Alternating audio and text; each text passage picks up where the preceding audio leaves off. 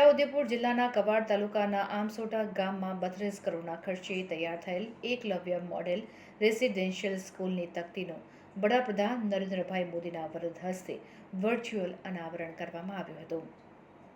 ભારત સરકારના આદિજાતિ વિકાસ મંત્રાલય દ્વારા છોટાઉદેપુર જિલ્લા કવાડ તાલુકાના આમસોટા ગામ ખાતે 32 કરોડના ખર્ચે તૈયાર થનાર એકલવ્ય મોડેલ રેસિડેન્શિયલ સ્કૂલની તકતીનું ઝારખંડ ખાતેથી વડાપ્રધાન નરેન્દ્રભાઈ મોદીના વરદ હસ્તે વર્ચ્યુઅલ અનાવરણ કરવામાં આવ્યું હતું।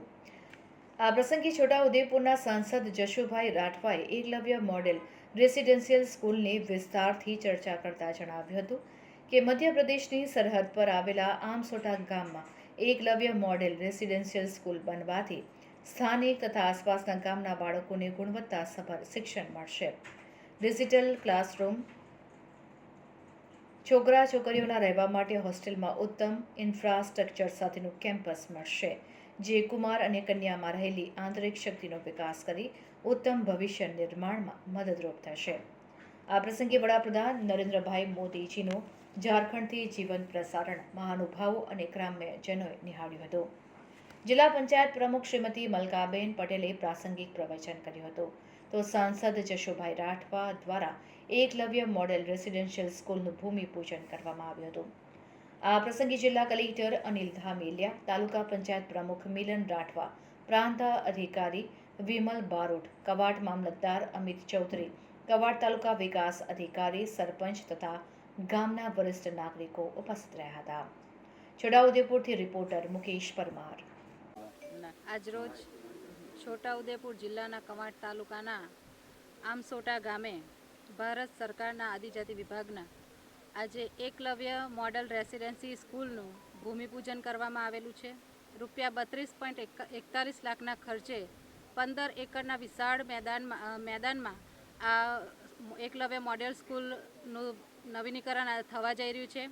આજરોજ આ કાર્યક્રમમાં ગીતાબેન, સાંસદશ્રી, જશુભાઈ, જિલ્લા પંચાયતના સભ્યશ્રીઓ, ઉપપ્રમુખશ્રી તમામ હાજરીમાં આજે ભૂમિપૂજન કરવામાં આવ્યું છે। આજરોજ 2 ઓક્ટોબર ગાંધી જયંતિના દિવસે છોટાઉદેપુર જિલ્લાના કવાડ તાલુકાના આમસોટા ગામે ભારત સરકારના આદિજાતિ વિભાગ દ્વારા એકલવ્ય મોડેલ રેસિડન્ટ સ્કૂલનું ભૂમિપૂજન કરવામાં આવ્યું।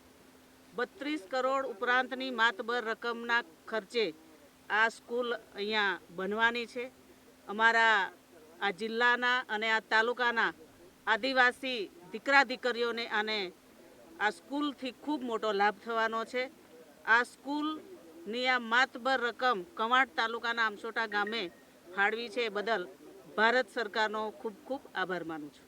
આજે છોટાઉદેપુર જિલ્લાના કવાડ તાલુકાના આમસોટાની પવિત્ર ભૂમિ પર જે મધ્યપ્રદેશની બોર્ડરને અડીને આવેલી છે, એ પવિત્ર ભૂમિ ઉપર આજે ભારત સરકારના આદિજાતિ વિભાગ દ્વારા એકલવ્ય મોડલ નિવાસી શાળાના નવીન મકાનના ભૂમિપૂજન કરવામાં આવ્યું અને 32 કરોડની ખર્ચે આ નવું મકાન બનવા જઈ રહ્યું છે। ત્યારે સમગ્ર વિદ્યાર્થીઓને હું અભિનંદન આપું છું કે એમને સારું મકાન મળે અને રહેવા માટેની સારી હોસ્ટેલ મળે, એના માટે કરીને સરકારશ્રીનું ખૂબ ખૂબ આભાર માનીએ છીએ।